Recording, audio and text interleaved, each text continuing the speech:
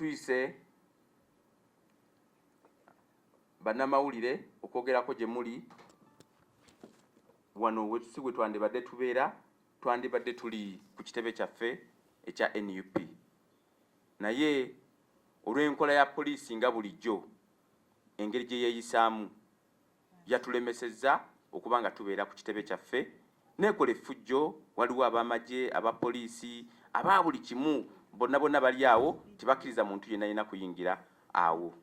So mwalabyeko emabegako mu nnaku ntono nnyo nga waliwo ab'NRM abakuŋŋaanye nga balonkinga nga bagamba nti ebya protest vote bo balonkinze okuba nga babigaana era nga bagamba bannayuganda babigaane. Naye tetwalabyeko poliisi ng'egaana olukuŋŋaana olwo era lwabadde obulungi nnyo ne boogera ebigambo bingi nnyo, abamu nga n'okuwemula bawemula nga boogera n'ebigambo ebitasaanidde. Ekyo nno kye kikyamu kikyabandibadde bayimiriza, kubanga ekigambo protest vote tekirina bwe kimenya amateeka, kuba kiri mu ssemateeka wa Uganda era si kikyamu. Bali abandibadde bakoze olukiiko bandibadde bagaanibwa kubanga kibabadde bakola kye kikyamu. Naye kyewuunyisa nti ate ebituufu byo babigaana ate ebikyamu ne babikkiriza. Kiba kitegeeza nti poliisi n'amagye balina kyekubiira bawagira ba NRM. Ekyo kirabikiddewo dda era kirungi nnyo okubanga poliisi mweragiddewo nti mwe munda mwambadde obugoye obwa yero, munda mutaddeko buteesi byambalo bya bannayuganda eby'amagye n'ebya poliisi, naye munda omusaayi gwa yero. Kirabikiddewo bulungi nnyo kuba bali eri twalabya fulufiga bannamyalo nga bali mu kuwemula, bali mu kwogera ebintu ebikyamu ennyo naye nga temubakwatako. Naye kyewuunyisa okuba nga activity entuufu eyaddala gye tuyise youth protest vote mubanga mugiganye, kuba zino eno press conference ebadde ebeerawo ku kitebe kyaffe era nga tuyita abantu okuva mu bitundu ebyenjawulo. Era tubadde tuyisa abantu okuva mu Western Uganda, okuva mu Northern Uganda, okuva ne wana ewaffe mu Buganda ne mu bitundu ebira byonna. Naye basobodde okulaba nga bayiwa amagye buli wamu okulaba nga balemesa ekintu ekyo. Njagala okubuulira poliisi, temusobola kutulemesa, temusobola kulemesa kintu kiri mu mateeka, kubanga omuna alowooza nti mulemesa ate muli mu kutuyambako bannayuganda bamanye ki ekigenda mu maaso. Kubanga NRM ebadde ekoze nnyo okulaba nga obulu bw'abavubuka ebufudde bwa NRM bwokka, nga mulowoozesa abantu ebibiina ebyo tebiina kuyingiramu. Yayambye nnyo kubanga NUP weeri emanyisizza abavubuka nti nabo balina ebifo bye balina okuba nga beesimbako okuva mu byalo byabwe, ku miruka, ku magombolola paka ku national level, n'okufuna abakulembeze ababakiikira mu parliament nga bavubuka. Naye omuntu osobola n'omubuuza MP w'abavubuka yaani? Nange sibamanyi, simanyi na bakiikira abavubuka wano. Abantu bali okubabuulire ani akiikira abavubuka wano wennyini we tuli mu Buganda, ani? Tebabamanyi. Kati mu mbeera eyo bano baagala okubikka abantu amaaso ne babeera bamanyi babakiikirira, balina kye boogera, balina kye bakolawo mu palamenti. Tubiira tuzoganya mu palamenti nga tugezaako okulaba nga tukiikira amaloboozi ga bannayuganda abasibiriddwa bakoleddwa ki, ng'abavubuka tetubalabako mu palamenti eyo. Nze siye bwe nali ndabyeko ng'ayogera. So mu mbeera eyo banozibye nnyo abantu amaaso okulaba nga balowoozesa nti obulu bw'abavubuka buno bw'aba NRM bokka. Guno gwe mulundi NUP lwevuddeyo okulaba nga tukola launch etegeeza abantu nti obulu bw'abavubuka gye buli. Kyova ababibulookinze babadde tebaagala abantu bamanye, ne batakimanya nti na wano tusobola okwogererawo. Era twogedde tubategeeza abavubuka muveeyo mwesimbewo. Bazze nga batugamba nti abavubuka ffe bakulembeza ab'enkya. Kati enkya twagala ebeere nga leero ke kati. Era abavubuka twagala muveeyo mwesimbe ku bifo bino. Nominations z'akalulu ako zitandika nga 2 omwezi ogw'omukaaga, nga 17 kwe kulonda. Awo ku byalo byaffe tulina ebyalo ebisoba mu mitwalo 7 n'okugenda waggulu, 7 n'ekitundu n'okugenda waggulu. Sisuubira nti poliisi esobola okuba ng'egenda ku buli kyalo. So abavubuka temutya, mugende ku byalo byammwe eyo, akalulu kakubanga tusimba abavubuka bannaffe mu migongo. Owaffe agenda kukwata ambuleera, era tugenda kuba wambuleera nga 2 ku nomination ezo. Ku byalo byaffe byonna mu Uganda yonna mubenga musimba emabega w'abavubuka bammwe, mubasobole okubanga mubalonda umala okubalonda tugende ku miruka tugende ku magombolola tugende ku constituency level paka ku district awo tuveeyo ne youth MP owawano mu Buganda owomu Eastern region owomu Northern region ne national female youth MP nabo tukyagala mu NUP ku mulundi guno. Ebyo ebintu babadde abantu babimanyi babironda batya abantu bali tebamanyi ofuna otya omukulembezeewo mu parliament nga wabavubuka yekyo kyensonga lwaki poliisi ebadde eziba ekintu ekyo abantu baleme kubimanya naffe tugabe katikati tujje wano ku parliament we tuba tubyaddressingira kubanza akulya abavubuka nsibuka wano ne minisita waffe naye waali wano ntuga katikati tukolere wano kubanga temusobola kutulemesa we musiba wali eri awalala nga tuggula tugenda ewalala kati ku byalo byaffe twagala tulabwa poliisi mwina mechanism egenda ku buli kyalo kyonna kyonna mu Uganda twesangeyo eyo ate n'ekirala tetugenda kukoma awo nedda nti tubivuddeko tugenda kwengeginga electoral commission akakiiko k'ebyokulonda kasirise nnyo ekintu kino kakyewaze nnyo kalowooza nti bikoma nti bo poliisi yena okwasaganya obululu nedda poliisi terina mulimu gwena kukola mu bululu ab'amagye temulina mulimu mu bululu nedda era n'ebintu bye tukola ku kibiina kyaffe poliisi tebibakwatako kuba tuli mu mateeka tulina okuba nga tukola activities zaffe mu mateeka naye akasiriso k'electoral commission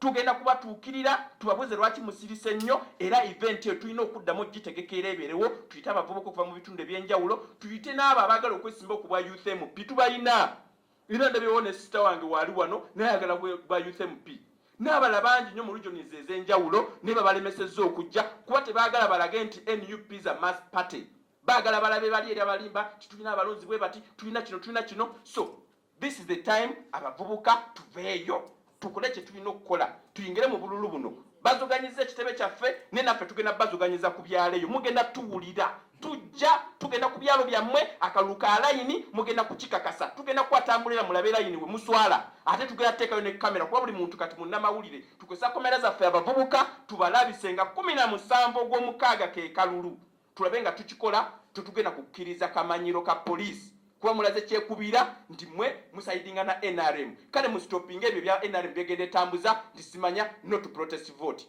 ekyo tugenda kukikolako n'amaanyi ennyo tetugenda kukkiriza poliisi kutumanyirira mu nsi yaffe ku bigambo munange byayogeddeko ate commissioner waffe ate akulembera abavubuka mu kibiina kya NUP nze nga minisita ow'abavubuka olwaleero tubadde tulina omukolo ku kitebe kyaffe ekyekibiina kya NUP okulonkinga kampeyini ez'abavubuka tukimanyi bulungi ennaku z'omwezi 25 akakiiko k'ebyokulonda kavaayo ne kazza enkalala mu byalo abavubuka okugenda okwekebera okulaba oba ddala bali abamu ku abo abanaalonda n'okusawa entuuko y'obukulembeze bw'obuvubuka mu ggwanga ino Uganda tukimanyi bulungi process eno eyineyo era egenda kukomanga ennaku z'omwezi 8 omwezi ogujja ennaku z'omwezi 2 ogw'omukaaga kwe kubanga basunsula abo abanaagenda okwesimbawo era balondebwe ng'ennaku z'omwezi 17 ng'ekibiina ekiri registered era ekikkirizibwa okukola emirimu gyakyo wano mu ggwanga Uganda naddala egy'ebyobufuzi oba egy'ebyobukulembeze n'ekibiina kya National Unity Platform kyategese olukuŋŋaana luno okuzuukusa n'okuzibula amaaso g'abannansi okubalaga ki kye tulina okukola ng'abavubuka n'era n'okubayita okwenyigira mu kalulu kano kya buswavu nti abo abasuubirwa okuba nti be balina okukuuma amateeka n'ogateekesa mu nkola ate be bakulembedde mu kutyoboola n'okuyisa olugaayo mu mateeka agafuga eggwanga ino Uganda so bannaffe abali mu bendo ba mu sekita y'ebyokwerinda twongera obategeeza nti kyemukola kikyamu eggwanga ino Uganda lirina amateeka era lirina ssemateeka alambika emirimu gyonna nga mwe mulina ebibiina ebyobufuzi olwayo muvaayo ne muyimiriza emirimu gy'ekibiina kya National Unity Platform oba launch gye mutidde kuba kino baakikoze mu kutya ate ekyobuswavu nabo bennyini abakulu batya n'okuteekako amannya gaabwe wamu n'emikono gyabwe ku biwandiiko bino bawandiika ebipapula nabiteeka ku mitimbagano nga tebasayinize nako kuba bakimanyi twabasuubiza mu ddya nga tumaze okukyusa obukulembeze ensi ejja batunuulira buli omu kinnoomu okulaba obuswavu bwe n'engeri gy'addayisa olugaayo mu mateeka agafuga eggwanga ino Uganda olwaleero omukisa guno gwe tufunye okwogerako eri bannamawulire kukoowola abavubuka yonna gye muli wadde omukolo omukulu gulemeseddwa tukimanyi tujja kujja eri mmwe okujja mu disitulikiti zammwe okujja mu constituency zammwe magombolola gammwe mpaka ku byalo byammwe okukakasa nti tukyusa obukulembeze n'okufuna obukulembeze obunaafa ku muvubuka naye obunaalumirira eggwanga eno Uganda. Kuba tukimanyi obululu bw'abavubuka n'obwawo bannaffe bonna bonna abalina oba twandiyise special interest buteekawo omusingi omunene ku kuzimba demokrasiya w'eggwanga lino Uganda. Mu kyo tujja kubwetaniramu, tugenda kubwetabamu nga tukunga abavubuka okusooka okuvaayo okwesimbawo. Bwe muneesimbawo ne mulondebwa ate awo mba mutaddewo omusingi ogusookebwako nga tunoonya n'obululu obwa waggulu naddala entebe ey'obwa pulezidenti okununula eggwanga lino Uganda. Mu kyo tubakoowoola kuno okutiisibwatiisibwa kwe mulabye kuleme kubajja ku ki kye tulina kukola ng'abavubuka. Tulina omulimu oba ekkatala ery'okulwana okulaba nga tukyusa n'okutwala obuvunaanyizibwa obuli mu maaso gaffe oba okutaasa nnyaffe Uganda nga tumuwa obukulembeze obutuufu. So bino bye mulengedde poliisi ekola mukimanye ebikola nga era yeeswaza. Bannansi balaba, buli omu alaba era amanyi kye bakola kikyamu. Nga Honorable Zaake wayogedde, emyaka gyonna egiyise emabega oluusi n'okulonda kubadde tekubeerayo. Wano mu ggwanga Uganda osanga chairperson w'abavubuka alondeddwa ku district nga naye ali myaka egisukka egyo egirondebwa mu constitution omuvubuka mwalina okulonderwa. Abamu badde babyewanga kasiimo nti ono abadde atambuza nnyo fulaga n'ebipande ebya Mwami Museveni tumusiimye tumuwadde obwa ssentebe bw'eggombolola yagenda okukulemberanga abavubuka naye nga tabeerangako na mu bavubuka. Obulu buno ne buyisaamu olugaayo bwe lutyo. Naye ku mulundi guno tekigenda kubanga we kibadde. Ensonga lwaki tukoze olukiiko luno okwongera otegeeza ensi. Tugenda kujja eyo mu byalo byammwe, tugenda kujja mu bitundu byammwe okwongera okubazuukusa n'okwongera okukubiriza abavubuka okwenyigira mu nteekateeka zino okulaba nga tununula eggwanga lyaffe Uganda naddala mu bukulembeze. Akabonero manvuuli ke tugenda okujja nako nga minisita wammwe mbakoowoola kuba guno gwe musana tugende oba obadde oli musomesa oba obadde musawo manya obukulembeze bukkakatako okuva ku kyalo kyo okuva ku musingi okutandikibwako. Tweyanziza ntyaba nga nze akulemberamu abavubuka mu kibiina kya National Unity Platform wamu n'ekisinde ekya People Power mu ppendo bende erya Buganda wamu ne bakulembeze bannange olukiiko olukulu olw'abavubuka mu kibiina kya National Unity Platform okuva mu mwezi ogwokubiri tubadde tutambula nga tugezaako okusomesa abantu oba okuzuukusa bannayuganda ku bululu buno bwe basinga okweka bwaliise oba special interest groups omuli abavubuka abaliko obulemu abakadde n'abalala. Era omulimu ogwo tugukoze okutabaala Uganda yonna. Twesanze nga kya mugaso okufunayo olukuŋŋaana olwawamu era nga lwe lwe tubadde tugenda okuba nalwo olunaku olwaleero ng'ennaku z'omwezi 28 omwezi gwa kuna ku kitebe kyaffe wali e Kavule. Era lubadde lugenda kwetabwamu abavubuka ab'enjawulo okuva mu bitundu eby'eggwanga. Naye twabadde disappointed bwe tuzuukuse ku makya okugenda okutuuka ku ofiisi yaffe ekitebe kya NUP we kiriwo mu mateeka ate n'enteekateeka gye tuli mu kkola ey'akalulu k'abavubuka already officially akakiiko k'ebyokulonda kagitadde wabweru. So tewali kye tubadde tugenda kukola nga kimenya amateeka, tubadde tugoberera ntambula oba nteekateeka ya bintu ey'akakiiko k'ebyokulonda. N'ekitumazeemu amaanyi okukeera ng'omulundi abavubuka lwe bafunye omukisa kubanga abavubuka mu bukulembeze bwa Uganda tebafuna nnyo mukisa kwogera biki ebibalumu oba ebibasoomooza ng'engeri gye basobola okuyitamu yeno yokka omuli akalulu kabwe ke babadde bagenda okwetabamu babadde bazzeeko wamu bongere okumanyisibwa. Ate n'ekirala tugezeeko officially okuta entambula y'emirimu gyaffe oba emirimu gyaffe obalambika gigenda kutambula gitya mu kalulu kano akasembedde kabulako weeks ntono nnyo naye n'eddoboozi eryo ettono kitumazeemu nnyo amaanyi nti era abavubuka ekkubo eryo nayo lizibikiddwa babadde bavuddeyo mu mirembe ate nga tusuubira bye tukola birambikibwa akakiiko ka byakulonda kubanga akakiiko k'ebyokulonda bodda mu ssemateeka waffe akawaayiro ak'enkaaga mu akamu kagamba nti akakiiko k'ebyokulonda kalina oteekawo process y'okulonda ng'eri free and fair eri abannayuganda bonna. Kati baba basobola okukola ku kino eri abavubuka ate nga be bangi mu ggwanga ate nga be basinga obutabbiibwako ate baganda baffe abalala oba batusiigira ekifaananyi ekibi ekyakalu ke tugendamu mu maaso.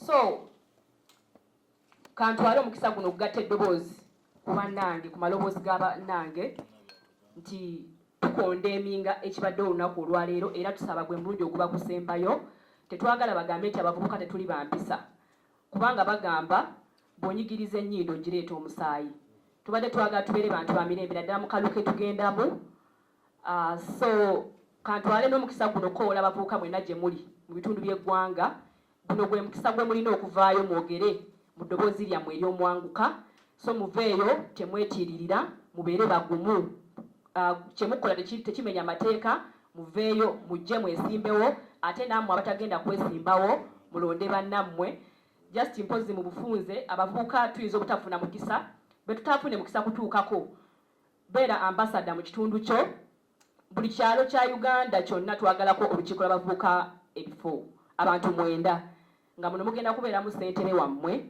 kubeereko amyuka ssentebe kubeereko akwasaganya ensonga z'abawala kubeereko ow'ebyensimbi wammwe kubeereko ow'amawulire wammwe kubeereko akulira ebyemizannyo n'ebyobuwangwa kubeereko ow'abakozi kubeereko n'omuwandiisi wammwe so mwekolemu omulimu gye tunaaba tutatuuse mutuukeeyo mubeere mpozi kulina okubeerako n'ow'abayizi ate ng'alina okubeera ng'asoma buli omu gy'oli beera ambasada fuuka omukulembeze ku kyalo kyo nga mukama wange honorable zaake bw'ayogedde nti poliisi tegenda kusobola kutuuka mu byalo byonna kati okugeza wano mu Buganda nyinawo ebyalo 1,986 tebagenda kubeera mu byalo ebyo byonna mubeereeyo ate ne pulezidenti yatugambye tuzimbe eggaali mwekolemu security tebagenda tutuukako oba bwe banaasalawo tutuukako mu ngeri emenya amateeka naffe tugenda siiwuka empisa naye baba bagenda kujja mu bukakamu tugenda kubeera bakakamu kubanga tuli bantu abagondera amateeka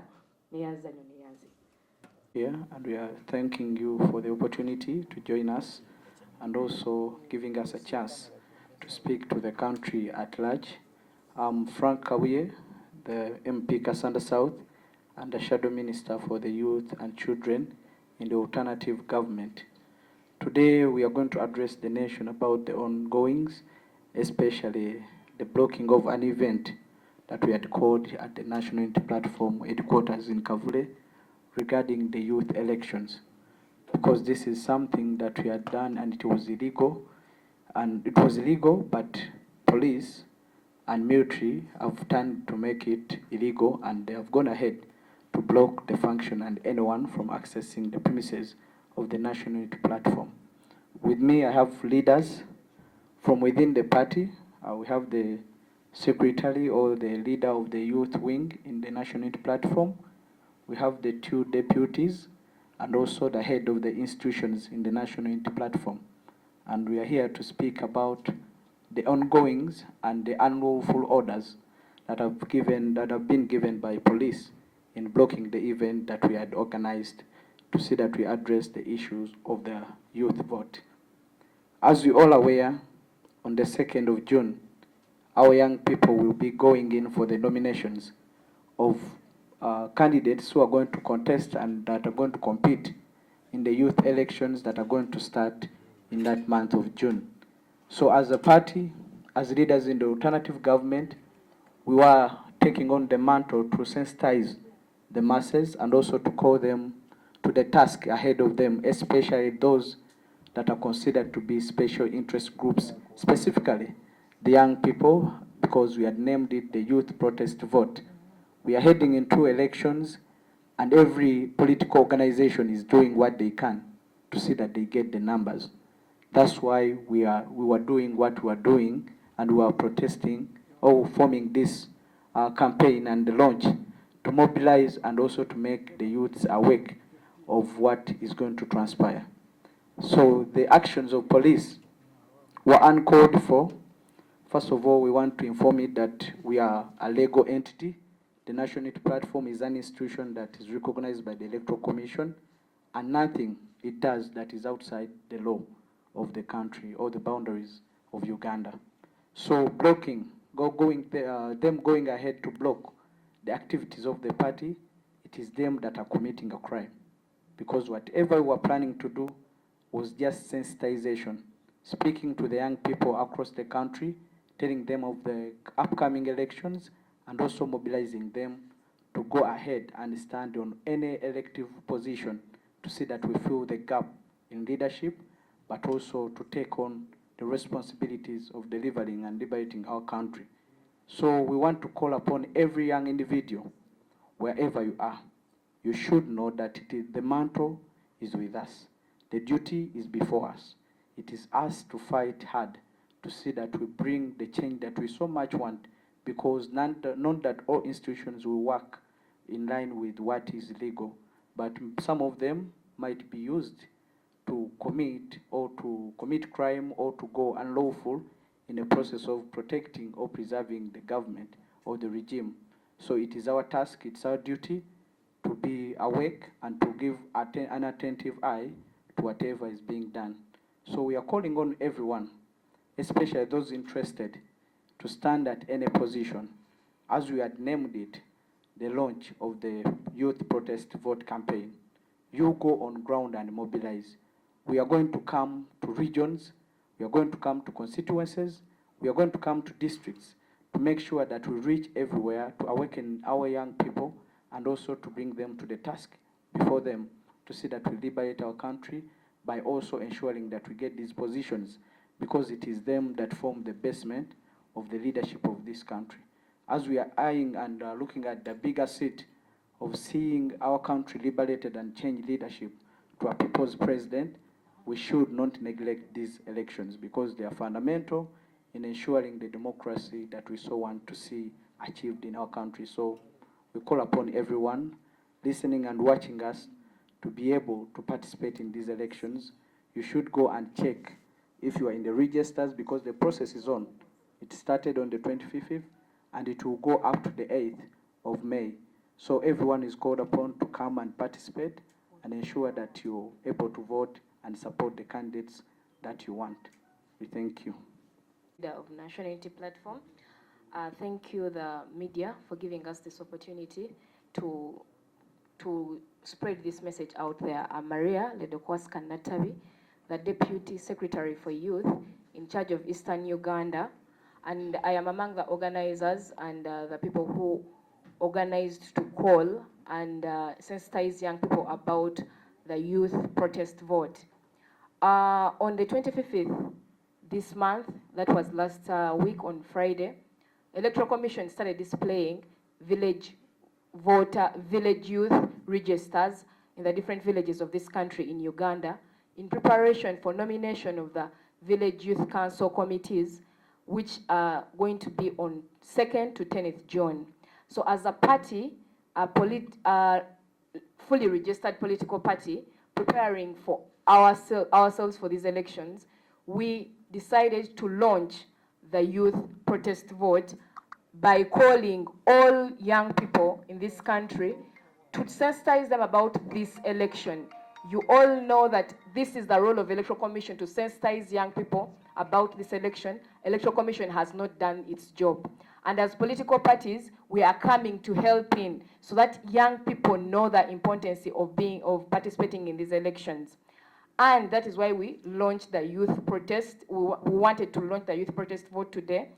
Unfortunately, the police has stopped this event today, which is a legal event, and we condemn police because it is supposed to keep law and order, but it is actually abusing the law by stopping this launch that was happening today.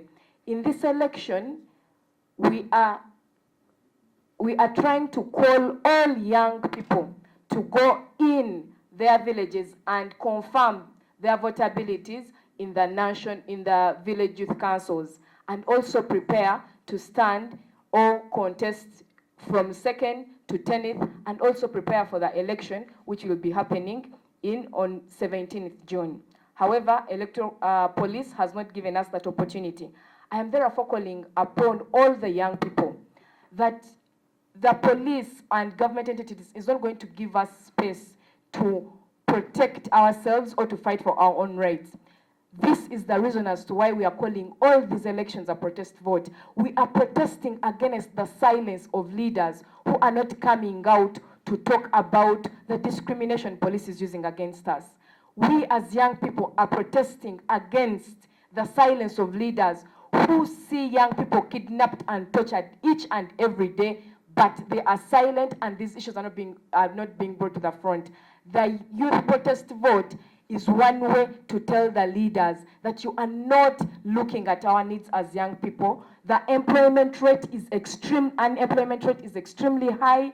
The people who are suffering because they've gone out of the country to search for greener pastures, and our youth MPs, our National Youth Council is silent. We are protesting against all that, and we are going to start with that protest in the youth elections, which are starting this month. We are starting next month, but you have to first check your votability which started on 25th, and it will be ending on the 8th April. Thank you very much.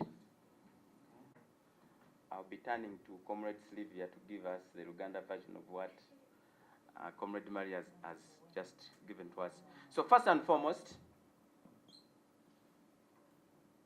this is a signal to show you how police is scared of the word protest vote. You just saw a few days back, the NRM people came up to launch what they call Say No to Protest Vote. And police was nowhere to stop that event, to stop that kind of launch from the NRM. So this is very clear that police is partisan in this matter. There's no way how a party registered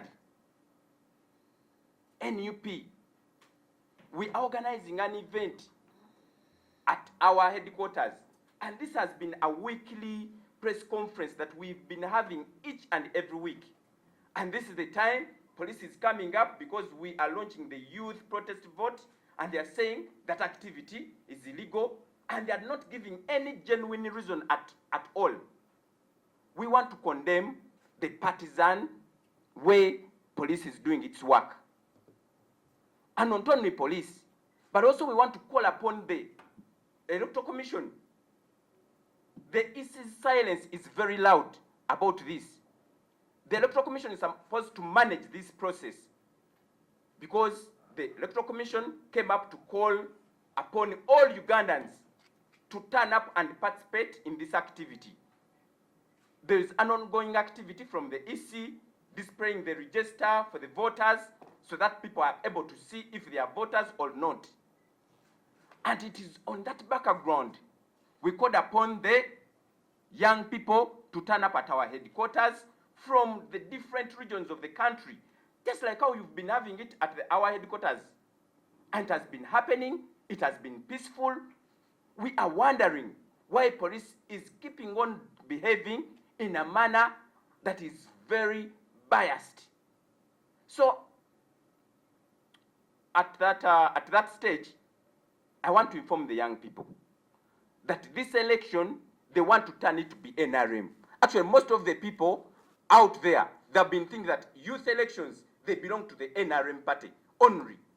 But it is good, police has come up to stop an event and is opening the eyes of very many Ugandans, the young people. Now you see that you have to participate into this activity. It does not belong to the NRM only, but it belongs to all political parties in Uganda. As NUP, we are calling upon young people to participate into this activity. We have over 75,000 villages in this country, and I don't think police can manage those villages.